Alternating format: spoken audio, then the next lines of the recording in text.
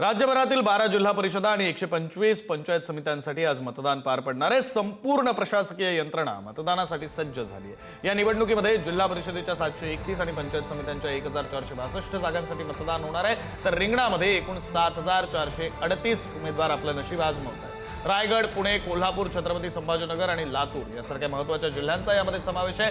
महासंग्रामाची मतमोजणी 9 फेब्रुवारी रोजी सकाळी 10 वाजता सुरू होईल। बारामतीच्या काटेवाडीमध्ये पवार कुटुंबियांनी मतदान केलेलं आहे। उपमुख्यमंत्री सुनेत्रा पवारांनी मतदानाचा अधिकार बजावलेला आहे, तर पार्थ पवार आणि योगेंद्र पवार यांनीही मतदान केलेलं आहे। उपमुख्यमंत्री झाल्यानंतर सुनेत्रा पवार यांनी पहिल्यांदा मतदानाचा हक्क बजावलेला आहे। बारामतीच्या काटेवाडीमध्ये त्यांनी मतदान केलंय, तर यावेळी पार्थ पवार आणि योगेंद्र पवार यांनीही मतदान केलेलं आहे। पवार कुटुंबातील 3 महत्त्वाच्या सदस्यांनी मतदान केलेलं आहे। यामध्ये उपमुख्यमंत्री सुनेत्रा पवार, त्यांचे पुत्र पार्थ पवार आणि योगेंद्र पवार यांनी मतदानाचा हक्क बारामतीच्या काटेवाडीमध्ये बजावलेला आहे। मावळ तालुक्यामध्ये पंचायत समिती व जिल्हा परिषदेच्या निवडणुकीसाठी आज मतदान प्रक्रिया शांततेत पार पडते। सकाळच्या पहिल्याच प्रहरापासून मतदान केंद्रांवर मतदारांची गर्दी पाहायला मिळते।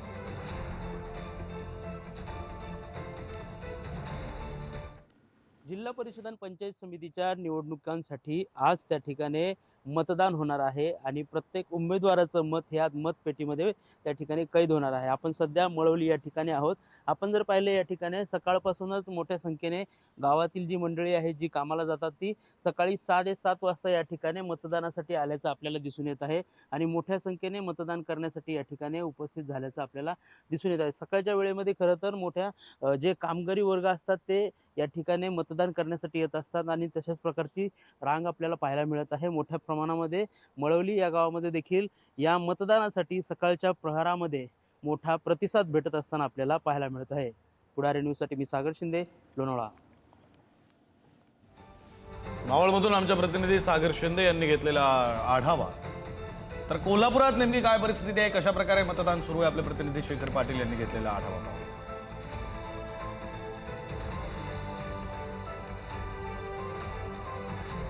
जिल्हा परिषद आणि पंचायत समितीच्या निवडणुकीचं मतदान जे आहे ते आता सकाळपासून सुरू झालेलं आहे।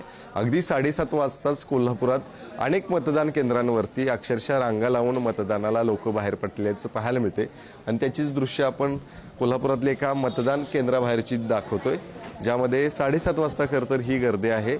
अगदी मतदान सुरू होण्यापूर्वीच इतक्या मोठ्या प्रमाणात रांगा लावून मतदार जे ते बाहेर आलेले आहेत। दरवर्षीच कोल्हापूर जिल्हा हा विविध निवडणुकांमध्ये मतदानाच्या टक्केवारीमध्ये अव्वल असतो आणि त्याचं कारण म्हणजे कोल्हापुरात उत्स्फूर्त अशा पद्धतीनं ही लोकशाही जी आहे ती बळकट करण्यासाठी, मजबूत करण्यासाठी लोक मोठ्या प्रमाणात बाहेर पडत असतात आणि आता देखील आपला अधिकार बजावण्यासाठी हे सगळेजण बाहेर आलेले आहेत। अगदी वयोवृद्ध लोक आहेत, तरुण आहेत, जे काही नोकरीनिमित्त बाहेर, कामानिमित्त बाहेर जाणार, ते देखील सकाळी लवकर बाहेर पडलेच पाहायला मिळते। काही वयोवृद्ध लोक आहेत। काय बघून मतदान लोकांनी करावं, काय सांगते? आनंद वाटायला लागलाय।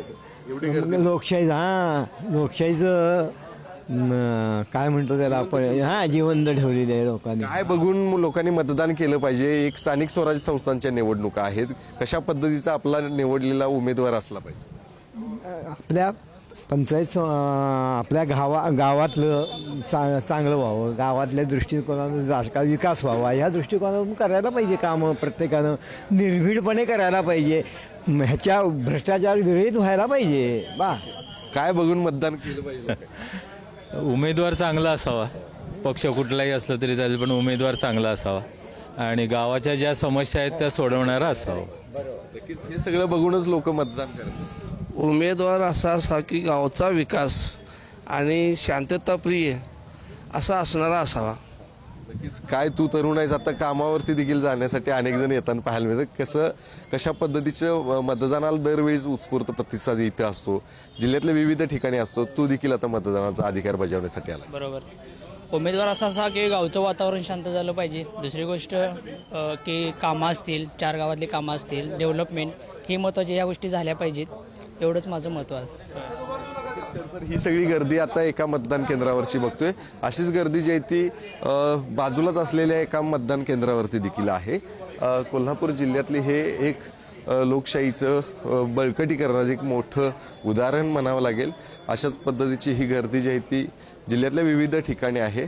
दरवर्षीच कोल्हापूर जिल्हा हा अव्वल अनेक निवडणुकांमध्ये असतो. त्याचं कारण हेच आहे की उत्स्फूर्तपणे मतदार जे आहेत ते या ठिकाणी बाहेर पडत असतात आणि आत्ता देखील कोल्हापूर जिल्ह्यातली अनेक भागांमध्ये मतदान प्रक्रिया सुरू झालेली आहे आणि त्या मतदान प्रक्रियेमध्ये मोठ्या प्रमाणात लोक जे आहेत ते बाहेर पडताना पाहायला मिळतात.